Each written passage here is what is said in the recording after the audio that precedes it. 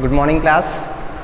सो देखिए, last class आपको homework क्या दिया गया था? हाँ, एटॉमिक मास याद करने के लिए दिया गया था ना। अच्छा, आप ये सोच रहे होंगे सर एक ही होमवर्क दोबारा क्यों दिए थे? रीज़न है, जो टॉपिक है वो हम काफ़ी ज़्यादा यूज करेंगे आने वाले समय में, उसको बहुत ज़्यादा यूज है, इसलिए हम उसको दोबारा दिए थे। अभी आने वाले टाइम में उसको हम फिर देंगे एक दो बार। क्यों? क्योंकि वो जब तक क्लियर नहीं होगा आने वाले टॉपिक्स आपको क्लियर फिर नहीं हो पाएंगी। अरे परेशान होते हैं, अभी तुरंत नहीं देंगे, अभी तो वीडियो रिकॉर्ड हो रही है ना, वीडियो मिलेगी आपको। लेकिन हाँ, आपको वो पूरी तरह से आना चाहिए। एक चीज़ और, जो आप याद कर रहे हैं मास, वो एक एटम का मास है, ध्यान रहे, वो एक एटम का मास दिया हुआ है। दूसरी चीज़, जो साइड में नेम दिए रहते हैं वो क्या है? सब एलिमेंट है। क्या है? एलिमेंट है, यानी कि अगर हम उनको चाहें तो तोड़ नहीं सकते, ठीक है। और वो जो एलिमेंट हैं वो बिल्कुल एक टाइप के एटम से ही बने हुए होते हैं। तो चलिए आज हम अपने टॉपिक को डील करते हैं। हमारा 2 क्वेश्चन हो गया था। थर्ड क्वेश्चन जो आपको करना है नोटबुक में वो ये है, classify the following into elements, compounds and mixture. हमें कुछ एग्जाम्पल्स दिए गए हैं, उसके एलिमेंट्स, कंपाउंड या मिक्सचर बताने हैं। वो एलिमेंट होगा, कंपाउंड होगा या फिर मिक्सचर होगा। आंसर तो दिख रहे हैं आपको, चलिए हम आंसर छिपा देते हैं। चलिए अभी हम डिस्कस करते हैं ऐसे ही, बाकी आंसर तो हम आपको दिखाएंगे, आपको आंसर देख के ही लिखना है, लेकिन हम कोशिश करते हैं कि आपका कितना सही होता है, ठीक है। तो चलिए, क्या हो रहा है ये? चलिए देखिए, हमारा पहला एग्जाम्पल जो है वो क्या है? सोडियम। हाँ, सोडियम एलिमेंट है। अभी पता चला कैसे? क्योंकि आपने एटॉमिक मास याद किया होगा सोडियम का कितना? 23। सो सोडियम क्या है? एलिमेंट। सॉयल यानी मिट्टी, मिट्टी में तो बहुत कुछ मिला होता है, तो ये क्या हो गया? मिक्सचर। शुगर सॉल्यूशन, चीनी और पानी का मिक्सचर, हाँ मिक्सचर होगा। क्यों? क्योंकि कभी कभार हम चीनी ज़्यादा में मिक्स कर देते हैं, कभी कभार चीनी कम में मिक्स करते हैं। वो डिपेंड करता है सामने पीने वाला जो इंसान है उसको मीठा ज़्यादा पसंद है या कम पसंद है, यानी कि उसमें फिक्स नहीं है कि शुगर कितना डालना है। तो वो भी क्या हो गया हमारा? मिक्सचर। सिल्वर, हाँ element. Calcium carbonate, calcium carbonate होता है कंपाउंड। क्या होता है? कंपाउंड। इसका एक फिक्स फॉर्मूला होता है, CaCO3। क्या होता है? CaCO3। रटना नहीं है आपको, धीरे धीरे सब याद हो जाएगा, अभी तो बस आप देखते चलिए। नेक्स्ट हमारा टिन, ये भी क्या है? एलिमेंट। Silicon element. कोल, कोयला, वो क्या होता है? फॉसिल फ्यूल्स वगैरह से मिलकर बनते हैं ना, हाँ डेड डिकेइंग मैटर से, तो वो भी क्या है? मिक्सचर है। एयर, एयर भी मिक्सचर है। सोप, सोप क्या है? सोप का एक फिक्स फॉर्मूला होता है, आपको देख के लगेगा हाँ, लेकिन जो प्योर सोप बनती है वो लक्स वगैरह नहीं, उसमें तो परफ्यूम डाल देते हैं, कोई कुछ भी मिला देता है, वो नहीं। जो प्योर सोप बनाई जाती है लैब में, वो सोप क्या होती है? कंपाउंड होती है। लेकिन जो घर पे हम सोप यूज करते हैं वो जनरली मिक्सचर वाली होती है। मीथेन, हाँ CH4, ये क्या है? कंपाउंड है, एक गैस है, मीथेन गैस है, ये क्या है? हमारी कंपाउंड है। मीथेन गैस मिलती कहाँ है? जहाँ पे दलदल होता है, दलदल समझते हैं ना, हाँ दलदल इलाकों में, दलदलीय जगहों पे ये मीथेन गैस इकट्ठा होते हैं। कार्बन डाइऑक्साइड, क्या ये? CO2, हमेशा CO2 ही रहेगा, तो ये क्या है? कंपाउंड है। ब्लड क्या है? मिक्सचर है, और उसमें हेमोग्लोबिन वगैरह मिक्स होते हैं, तो वो क्या है? मिक्सचर है। उसमें ऑक्सीजन गैस भी जाके मिक्स होता है, तो वो कभी भी अमाउंट में ज़्यादा हो जाता है, कभी कम हो जाता है, इसलिए वो भी क्या रहेगा? हमारा मिक्सचर। आइए एक बार आंसर अपना मैच करते हैं।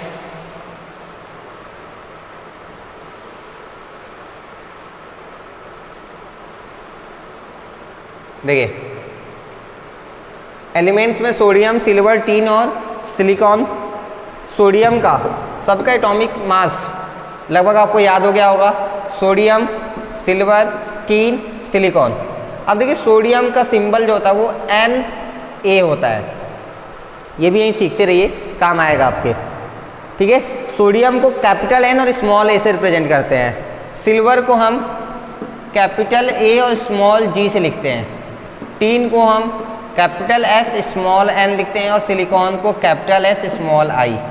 आप सोच रहे होंगे सर सिलिकॉन का तो आसान है, देखिए SI इसमें भी है तो SI यहाँ पे भी है, लेकिन इनका नाम ऐसे अलग अलग क्यों है? देखिए इनको सोडियम हम कॉमन नेम में बोलते हैं, एक्चुअल नाम सोडियम का सोडियम है ही नहीं, तो फिर क्या नाम है इसका? एक्चुअल नाम है नेट्रियम। क्या नाम है? नेट्रियम। और नेट्रियम की स्पेलिंग क्या होती है? NATRIUM। देखिए Na मिल गया ना, वहाँ से ये सिंबल लिया गया है। उसी तरह सिल्वर का एक्चुअल नेम जिसको साइंटिफिक नेम कहते हैं वो होता है अर्जेंटम। क्या होता है? अर्जेंटम, वहाँ से लिया गया AG। टीन का होता है स्टैनम, वहाँ से लिया गया है SN। चलिए नेक्स्ट क्वेश्चन डिस्कस करते हैं, देखिए क्या है। नेक्स्ट क्वेश्चन हमारे पास है, give the names of the elements present in the following compound. ठीक है, जो कंपाउंड है उस कंपाउंड में कौन कौन से एलिमेंट हैं उनका नाम बताना है। तो देखिए क्विक लाइम का फॉर्मूला हम लिख देते हैं, ये होता है CaO। बताइए Ca क्या होता है? कैल्शियम। O क्या होता है? ऑक्सीजन। हाइड्रोजन ब्रोमाइड, ये होता है HBr। तो हाइड्रोजन एक तो हो गया, दूसरा Br से होता है ब्रोमीन। क्या होता है? ब्रोमीन। याद है हम इसको कहाँ पढ़े थे? हाँ, जब नॉन मेटल्स पढ़ रहे थे तब। ये एक ही लिक्विड नॉन मेटल है, ये नॉन मेटल है और ये क्या होती है? लिक्विड फॉर्म में एग्जिस्ट करती है। बेकिंग सोडा, इसका फॉर्मूला होता है NaHCO3। अब देखिए Na क्या है? अभी हमने थोड़ी देर पहले डिस्कस किया था, नेट्रियम, जिसका एक्चुअल नाम तो नेट्रियम है लेकिन हम इसको सोडियम से जानते हैं। तो ये तो हो गया sodium, H4 hydrogen, C4 carbon and O4 oxygen. उसी तरह हमारा है पोटेशियम सल्फेट, इसका फॉर्मूला होता है K2SO4। तो देखिए K स्टैंड्स फॉर पोटेशियम। अब आप फिर से आपके माइंड में आएगा कि सर पोटेशियम का P होना चाहिए, K क्यों है? सिंपल सी बात है, पोटेशियम का दूसरा नाम जो स्पेसिफिक नाम है, साइंटिफिक नाम, वो क्या है? हाँ, वो कैलम है, तो वहाँ से K लिया गया है। S4 sulphur non metal, O4 oxygen, वो भी क्या है? Non metal. तो ये है इसके आंसर। आंसर आपको यहाँ पे सब दिया हुआ है, आपको ऐसे लिखने हैं। कर सकते हैं? तो चलिए अभी परेशान मत हुइए, ये आंसर्स वगैरह भी सब आपको याद हो जाएंगे। जैसे जैसे आप आगे बढ़ेंगे ये सारे कंपाउंड्स वगैरह आपको अपने आप याद होते चले जाएंगे। चलिए नेक्स्ट टॉपिक हमारा द केस ऑफ सॉल्यूशन। चलिए अब हम पढ़ते हैं केस ऑफ सॉल्यूशन क्या है। The solutions are homogeneous substance. हाँ, जो सॉल्यूशंस होते हैं वो नेचर में कैसे होते हैं? होमोजीनस, यानी कि उनका मिक्सिंग होने के बाद आप कहीं से टेस्ट करिए, कहीं से उसको चेक करिए, हर जगह आपको सब कुछ सेम सेम दिखाई पड़ता है। क्यों? क्योंकि होमो का मतलब ये होता है सेम। आपको यूनिफॉर्म कंपोजिशन, यूनिफॉर्म का मतलब एक जैसा, हर जगह एक जैसा चीज़ देखने को मिलती है। And heat is also usually evolved और absorbed in the preparation of solution. और अक्सर, हमेशा नहीं, अक्सर और हमेशा में बहुत अंतर है। अक्सर का मतलब मैक्सिमम टाइम होता है, लेकिन हमेशा का मतलब हमेशा होना चाहिए। तो हम बोले अक्सर, मतलब मैक्सिमम केस में आपको देखने को मिलेगा जब हम सॉल्यूशन बनाते हैं तो या तो हीट रिलीज होती है या तो हीट एब्जॉर्ब होती है, तो हमें हीट करना पड़ता है या फिर हीट वहाँ से थोड़ी थोड़ी रिलीज होती है। Even then a solution is considered a mixture. उस सब के बावजूद भी सॉल्यूशन को मिक्सचर माना जा सकता है। क्यों? क्योंकि it can be separated into its components by physical methods. क्यों मान सकते हैं? क्योंकि हम फिजिकल मेथड से चाहे तो इनके कंपोनेंट्स यानी ये जिससे बने हैं उनको अलग अलग कर सकते हैं। दूसरा, it shows the property of its constituents. हाँ, दूसरी बहुत इंपॉर्टेंट चीज़ बात लिखिए कि इसका जो प्रॉपर्टी होगा, जो सॉल्यूशन की प्रॉपर्टी होगी वो जिससे बना है उसी की प्रॉपर्टी से मैच करेगा। ये बात तो सबको पता है। अगर वाटर में आपने शुगर मिक्स कर दिया तो सॉल्यूशन बन जाएगा, क्योंकि वो प्योर एकदम एक जैसा, कहीं आपको दिखेगा नहीं। ठीक है, लेकिन टेस्ट करेंगे तो आपको क्या कभी भी खट्टा लग सकता है? नहीं। टेस्ट में आप बता सकते हैं कैसा लगेगा? मीठा लगेगा। क्यों? क्योंकि वो चीनी मिलाया गया उसमें। यानी कि आप देखिए जो सॉल्यूशन है आप कह सकते हैं कि सर सॉल्यूशन का जो टेस्ट आएगा वो टेस्ट जिससे बना है वो सॉल्यूशन उसी से मैच करता हुआ मिलेगा, जबकि कंपाउंड में ऐसा नहीं होता है। नेक्स्ट देखिए, it has a variable composition, यानी कि जिसको हम मिला रहे हैं उसकी अमाउंट फिक्स नहीं होती, आप कभी ज़्यादा भी कर सकते हैं, कभी कम भी कर सकते हैं। नेक्स्ट है, it does not have a fixed boiling point, यही रीज़न है कि इसकी कोई फिक्स बॉइलिंग पॉइंट नहीं होती है। यानी कि आप ये समझ लीजिए कि जितनी प्रॉपर्टी आपने मिक्सचर की पढ़ी है सब प्रॉपर्टी आपके सॉल्यूशन की भी होगी।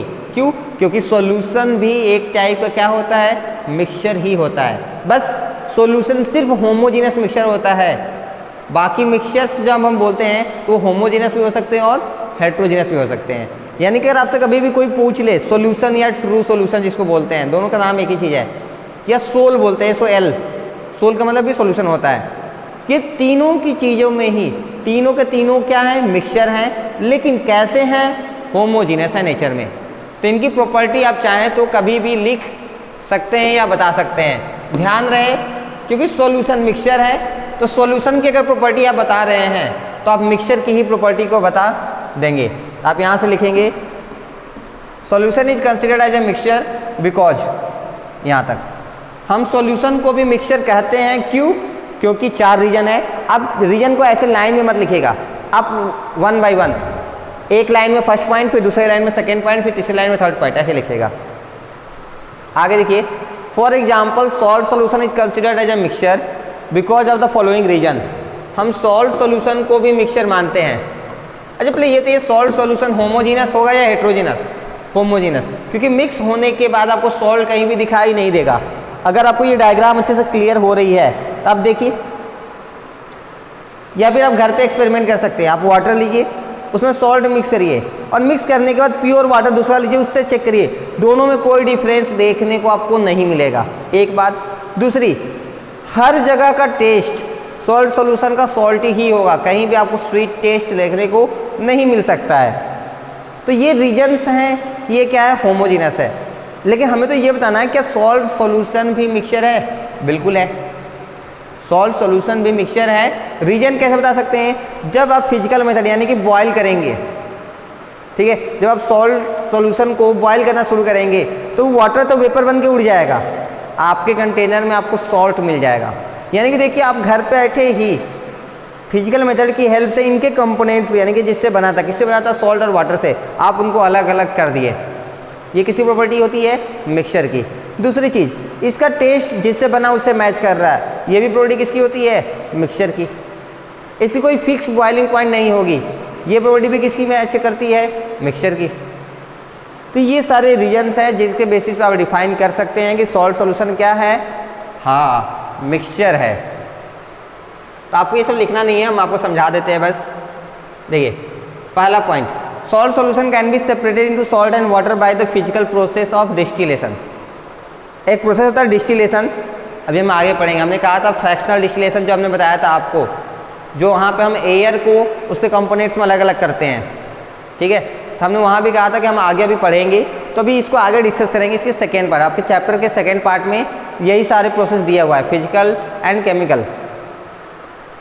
चलिए नेक्स्ट पॉइंट क्या दिया है, देखिए salt solution show the property of both its constituents salt as well as water.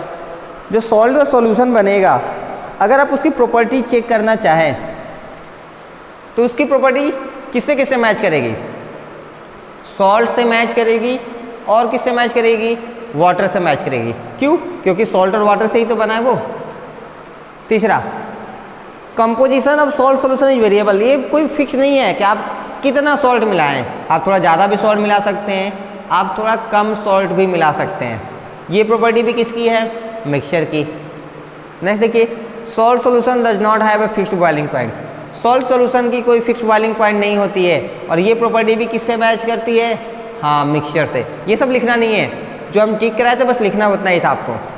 आगे देखिए, suppose we are given 2 liquids, one a pure compound and the other a solution.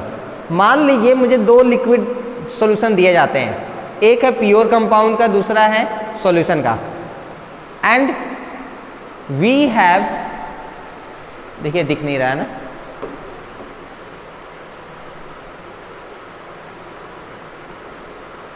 ठीक है।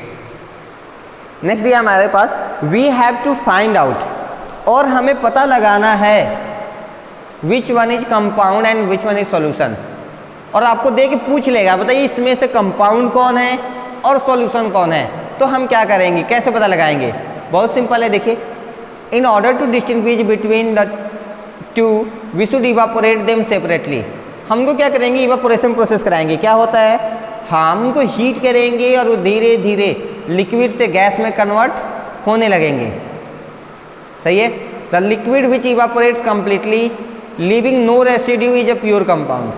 जब आपने इवापोरेशन शुरू किया और इवापोरेशन के बाद आपको आपके कंटेनर में जिसमें आपने उसको हीट करना स्टार्ट किया था, अगर कुछ भी नहीं मिला, अगर कुछ भी नहीं मिला यानी सब उड़ गया है, तो वो जो लिक्विड थी वही क्या थी आपकी, हाँ प्योर कंपाउंड था। अगर कुछ बच जाता, अगर कुछ बच जाता तो वो क्या होता आपका, मिक्सचर यानी कि सॉल्यूशन होता। जैसे कि अगर सॉल्ट सॉल्यूशन होगा तो आपको क्या बचता, सॉल्ट। शुगर सॉल्यूशन रहेगा तो क्या बचेगा, शुगर। तो देखिए आगे क्या दिया है, the liquid which evaporates completely, एक ऐसी लिक्विड जो कि कंप्लीटली इवापोरेट होती है यानी कि पूरी की तरह, पूरी की पूरी वेपर में कन्वर्ट हो जाती है, लिविंग नो रेसिड्यू। रेसिड्यू का मतलब सॉलिड, कुछ भी आपके कंटेनर में बिना छोड़े, तो उसे हम क्या कहेंगे, pure compound. On the other hand, अगर हम दूसरे तौर पे बात करें तो liquid which leaves behind a residue on evaporation is solution और मिक्सचर। तो ऐसे लिक्विड जो कि इवापोरेशन होने के बाद कुछ न कुछ सॉलिड पार्टिकल्स आपके कंटेनर में छोड़ देते हैं, वो कभी भी प्योर कंपाउंड नहीं हो सकते, वो हमेशा क्या होंगे, सॉल्यूशन या मिक्सचर होंगे। तो आप इसे पॉइंट वाइज करके लिख लीजिएगा, यहाँ से यहाँ तक, ठीक है। आगे देखिए क्या दिया है, for example pure water can be distinguished from aqueous solution bye evaporation. आपको प्योर वाटर दे दिया जाए और एक्वस सॉल्यूशन यानी कि सॉल्ट का सॉल्यूशन दे दिया जाए, और आपसे कहा जाए बताइए कौन में सॉल्ट है और कौन प्योर है, देख के तो बता नहीं सकते, तब क्या करेंगे, इवापोरेट करना शुरू कर देंगे। इवापोरेशन के बाद एक कंटेनर में आपको कुछ ना कुछ सॉलिड पार्टिकल मिलेगा रेसिड्यू के फॉर्म में, जो सॉलिड पार्टिकल्स मिलते हैं ना उसको रेसिड्यू बोलते हैं, ठीक है।